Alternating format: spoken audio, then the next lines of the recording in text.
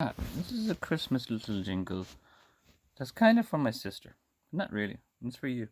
Because I'm putting it on YouTube. I'm not sending it to my sister. I come from a kind of big Irish family that have been together for about 30, 40 years. So we're all still together. So we definitely don't fucking talk much, you know what I mean? 4 barring orders against everyone. No, it's not that bad, but no. Which is weird because the 4 kids, I'm one of 4. They're great. Yeah, if I couldn't complain. Anyway, the old ones get on about it, you know what I mean? Listening to Lana Del Rey at 1 a.m. Oh, you monster. On my lowest possible volume. Probably wasn't Lana Del Rey because the skinny little too white, big, come pattern, big, you don't want to pass it. Lana Del Rey was dissing my videos. I'm psychic. She dissed my videos. Easy to throw stones from behind my back. You can't say it to my face. You know. They're all falling out. I was going to make a video about them, but most of them actually have plopped off. They're mostly all gone. Plop. They're technically 2 dreadlocks. Anyway. So, yeah, I was going to buy my family nothing for Christmas because they got barring orders against me or something.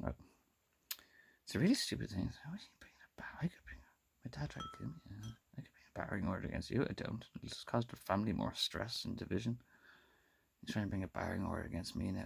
You know what I mean? Like in self-defense. Oh, I'll bring a barring order against. Oh my god. Anyway, so I'm going away for Christmas. What is it? Oh yeah. So I have all my Christmas shopping done for a change. I usually leave it till fucking Christmas Day, and I've only got 2 fucking presents. Which is a great thing to do. You know what I mean? Miss Christmas shopping and get the January sales. Cheapskates. Oh, baby. Oh, sorry, I was away for Christmas, but yeah, I went to the January sales and mopped up. Oh, I had stuff for you. I got double doled, triple doled last year. I spent every cent on my family. And really nice, expensive presents. Not expensive, you know, €40 box set. Something they like. Because they're nice presents and they're nice people, they gave them away. I'm like, I don't really have the money. I had this off the old lady as well. Came home with a €30 pennies fleece, like a big fleecy looking thing to keep me warm in the attic. And Grand is very warm up here in the back. Like, you know, I'll just give this to a homeless person. You know, or you know, I mean, you know me. I'll be straight out the door. €30, right out and find down to the Lowe's or somewhere and find a nice place for this to go.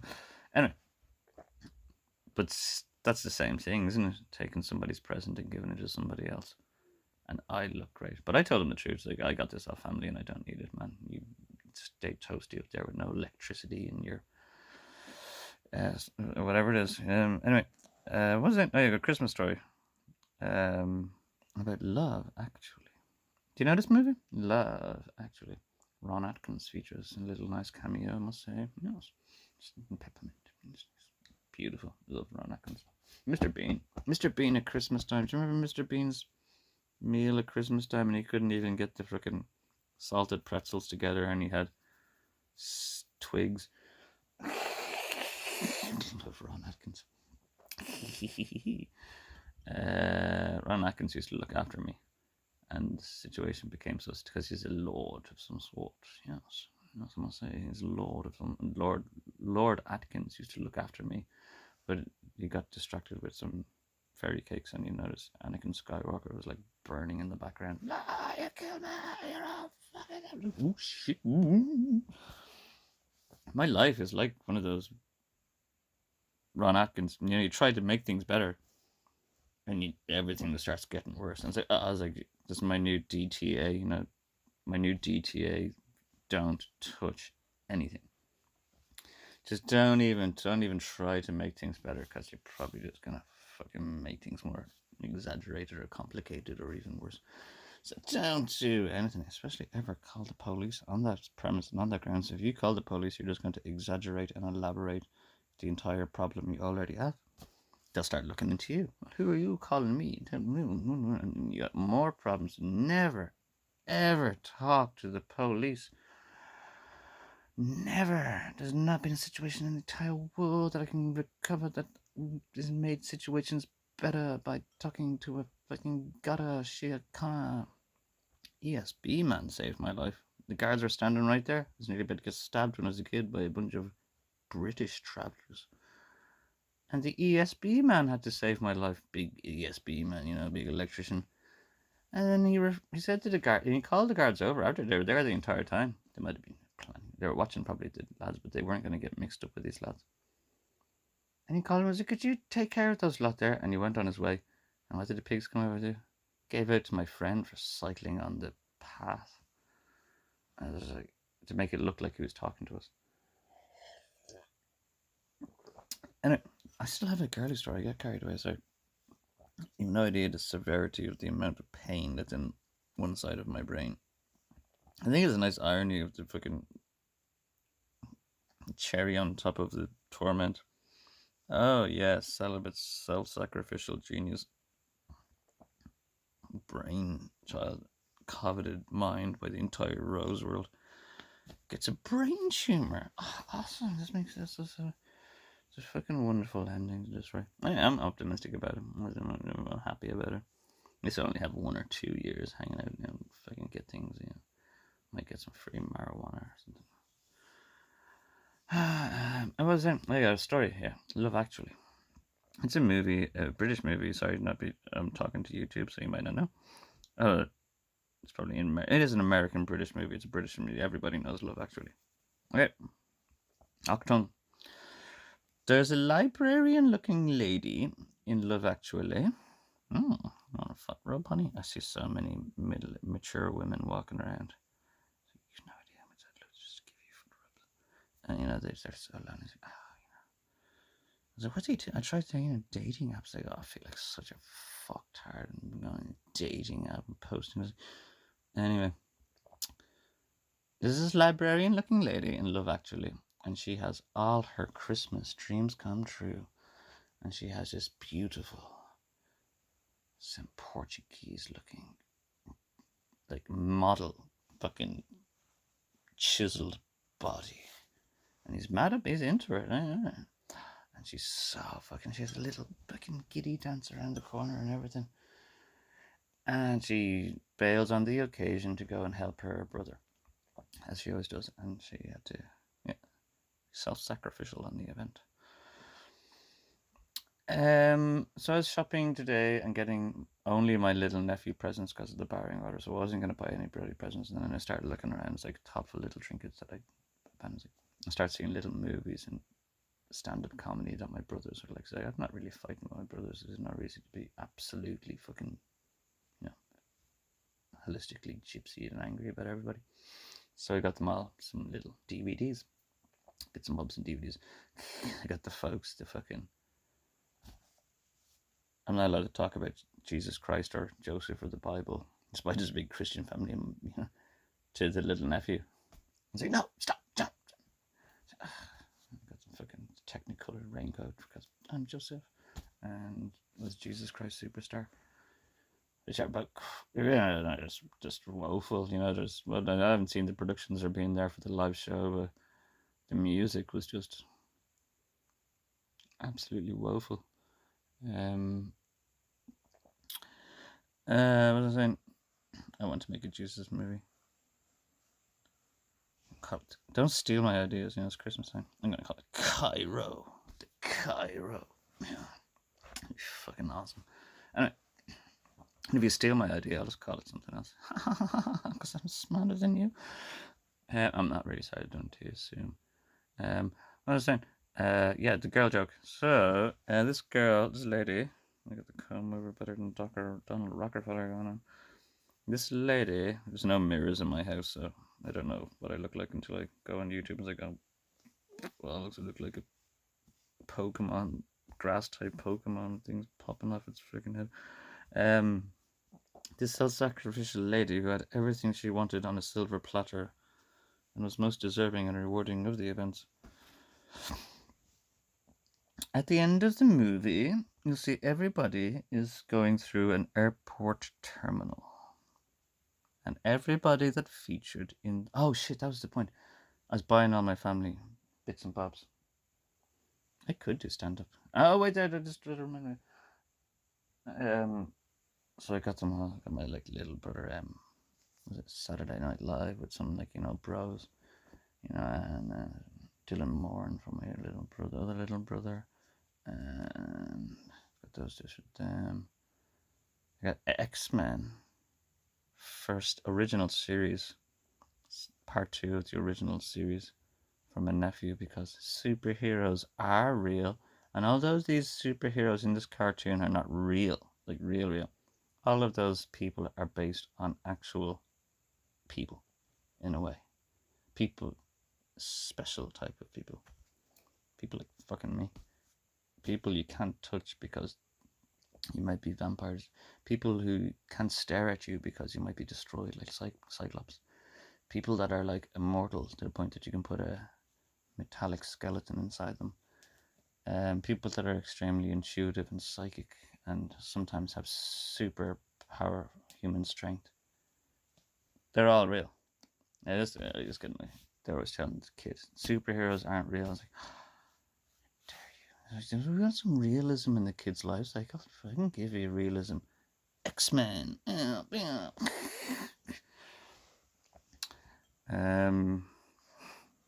I always loved what's her face? Sugar. Oh, Sugar. The girl that couldn't touch anybody. And she's really pretty. I was like, oh, that's a weird irony, but it's a Medusa kind of condition. Being really beautiful, but you can't touch anybody or stare at them. Anyway, so I was getting these DVDs and I saw lots of things, but my sister, so like iPhone and everything 5D and HD and everything the best, probably doesn't own a DVD player. So I felt stupid buying her the Love Actually DVD that I was going to get her, or all those other Christmassy girly movies. Well, not all of them, but you know. So, this is the consolation of the event. We're getting there, don't we? It's 12 minutes in. It's one joke, you know. I mean, I'm milking it on stage here. Chime on the mic. Yeah, that girl, the librarian girl with the beautiful Portuguese or some looking man who gave her Christmas present away. Been a very good girl for many years, and had a big, gigantic, lovely boy under her Christmas tree, and let it slip. She wasn't there at the end. It's a funny thing that nobody noticed, and I kind of noticed it about Love Actually.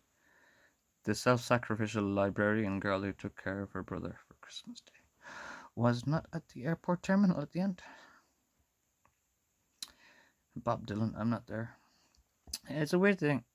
They're all there, and they all look happy, and everybody gets everybody wants, and I think even the little boy got the girl even in the end. I think the little boy got the drummer boy got his girl in a bit in the end, a little bit. I think everybody got what they wanted.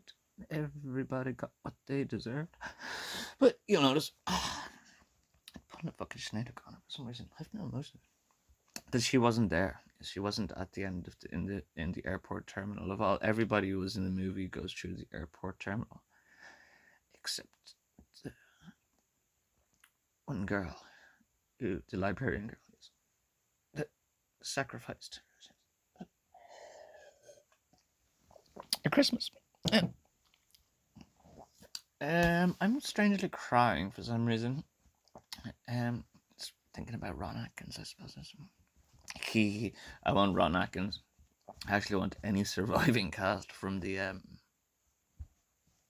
I don't know, was it Monty Python, or I know there were different crews that did was it Brian? But I want all of them. I want Baldrick. I want Ron Atkins in my Jesus movie. I want them all because I need to make everybody laugh really, really loads. I need to make them break their shits laughing and break their shits crying for this movie. Because if you're gonna tell the fucking horrible fucking gospel truth, you may as well make them fucking laugh. You're gonna have to really make them fucking laugh. But yeah, I want Baldrick. I'm gonna spoil the events, but Jesus is coming. I'm gonna get robbed now. They're just gonna take my ideas, bastards. And because I might be dead in any day now with this brain tumor. Jesus is coming back from the desert. 20 days in and 20 days back. And they know he's walking towards Jerusalem because they're all terrified. So when he's walking away, they feel big and powerful. It's when you walk away from a bully or even run away from a bully, they get stronger. They actually feel more bigger and powerful. So you really have to, that's my suggestion, was just gently jog. Just gently jog. Don't like turn back and get up in their face. What I usually do is if someone, I just walk back past them really slowly and just look at them. It's like, nothing to say anyway. Throwing rocks on my back, but nothing to say to my face. I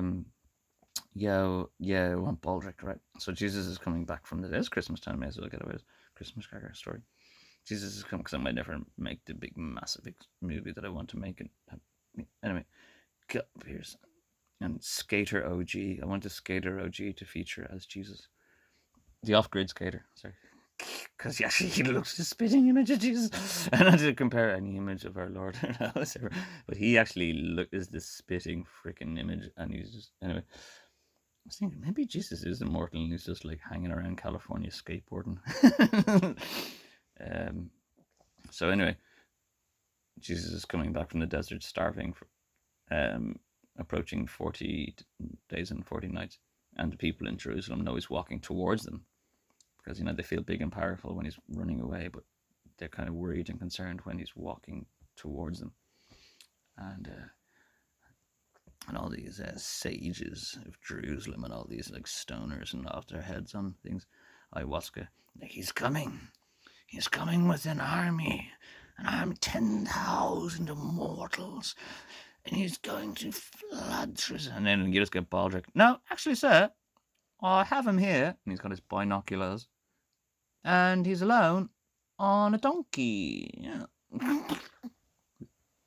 Yes, sir, he's alone and on a donkey. This is probably a bit more of an Easter story. It's not really Christmas. I don't mean to be talking too much about the personal or arbitrary details of Jesus, but he's a virgin king, and Mary was a virgin that had 8 kids. 8 or 9 kids. They're about Virgos. I'm fairly certain the poetry of the Virgin King and the Virgin Mother, they're both Virgos. They were both born at the end of August and the beginning of September. The Leo and Virgo are the king and queen of the zodiac. So Jesus was a virgin child born to a virgin mother. Virgos. I'm fairly certain he was born. That's why you get Virgo. The whole celestial poetry about the sun that sets. So at the winter solstice, the sun sets for 3 days, goes down for 3 days, and then starts to rise again. And Jesus was like solar active, and these events strangely manifested in his life that he was murdered down for 3 days and then rose again. So this is why we celebrate at Christmas, and particularly because Jesus is a heater bee, is a heater bee, and solar connected to these events and to the sun. We celebrate this at the time of Christmas, that we think everything's going to go cold and dark and horrible, because winter used to be a terrible time, kids. Oh, let me tell you about it. Yuletide. Winter used to be the worst time of the year. All the or most of your autumn stock, you get the autumn harvest, but most of it will be consumed or turned to rot by the time it's winter. So winter used to be the worst. Everybody hated winter. Not again, everything's dead. Particularly in Ireland, because we had no evergreen trees, so it's probably really tough to survive in winter. Probably with so many kids back then, maybe 15 kids per family, because you're just staying indoors, keeping warm.